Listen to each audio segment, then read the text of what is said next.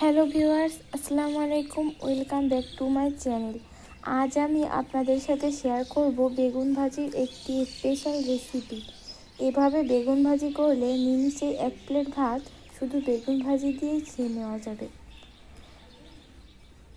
তো বেগুন ভাজি করার জন্য আমি প্রথমে একটি বেগুন ভালোভাবে ধুয়ে গোল গোল পিস পিস করে কেটে নিচ্ছি।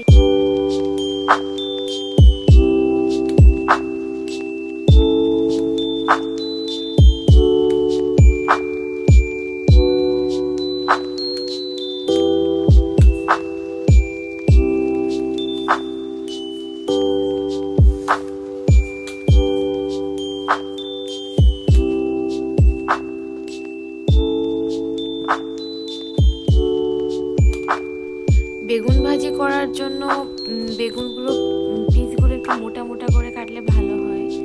আর এটা যদি পানিতে কিছুক্ষণ ভিজিয়ে রাখি, 10 মিনিটের মতন ভিজিয়ে রাখলে এটা বেশি ভালো হয়।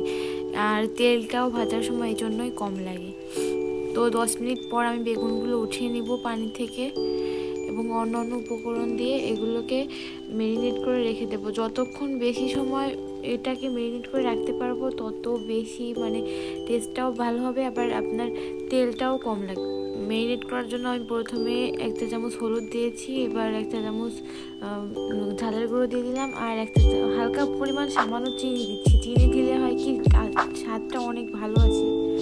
আর এই চিনি দেওয়ার কারণে অবশ্য এটারও একটা কম লাগার জন্য এটাও একটা কারণ। এগুলোকে দিয়ে এই 3টে উপকরণ দিয়ে ভালোভাবে মাখিয়ে রেখে দিতে হবে। যত বেশি সময় এটা রেখে রাখা যাবে ততই বেশি ভালো। আমি 30 মিনিটের মতো মাখিয়ে রেখেছিলাম, অবশ্য 15-20 মিনিটও রাখা যায়। এরপর আমি একটি প্যানে সরিষার তেল দিয়ে নিচ্ছি। তেলটাকে ভালোভাবে গরম করে নিতে হবে। আর এটা বেগুন ভাজি করার জন্য সরিষার তেলটা অনেক ভালো, স্বাদটা বেশি ভালো আসে সরিষার তেল দিলে। তেলটা গরম হয়ে আসার পর আমি বেগুনের পিসগুলো দিয়ে দিচ্ছি তেলের উপরে। আর বেগুনের পিস দেওয়ার পর সাথে সাথে ওই চুলার পাওয়ারটা কমিয়ে দিতে হবে, হিটটা একদম কমিয়ে দিতে হবে। কমিয়ে না দিলে সাথে সাথে বেগুনটা পুড়ে যাবে উপর থেকে, কিন্তু ভেতরে একদম কাঁচা থেকে যাবে। আমি ঢাকনা দিয়ে দিচ্ছি। এবার হালকা করে কিছুক্ষণ পর পর দেখতে হবে পেছনটা হয়েছে কিনা, হয়ে গেলে উল্টিয়ে দিতে হবে। আমি উল্টিয়ে দিচ্ছি। একইভাবে এই সাইডটাও ভেজে নিতে হবে। আস্তে আস্তে ভাজলে বেগুনটার পুরো ভিতরটাও একদম পারফেক্ট হয়ে যাবে, বাইরেরটাও পারফেক্ট হবে। আমার বেগুন ভাজিটা প্রায় হয়ে এসছে, আমি পরিবেশন করে দেখাচ্ছি। বাকি বেগুনগুলো ভেজে নিচ্ছি।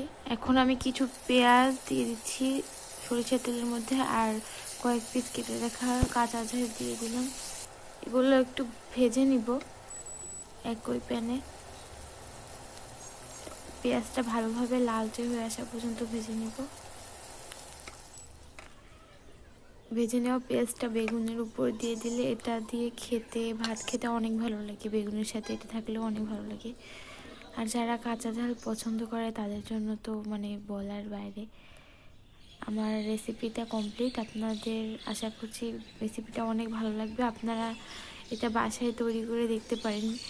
এইভাবে বেগুন ভাজি করলে বেগুন ভাজির জন্য তেলটাও কম লাগবে, আবার খেতে অনেক ভালো লাগবে। আপনারা ভালো থাকবেন। আজকের মধ্যে এখানে বিদায় নিচ্ছি।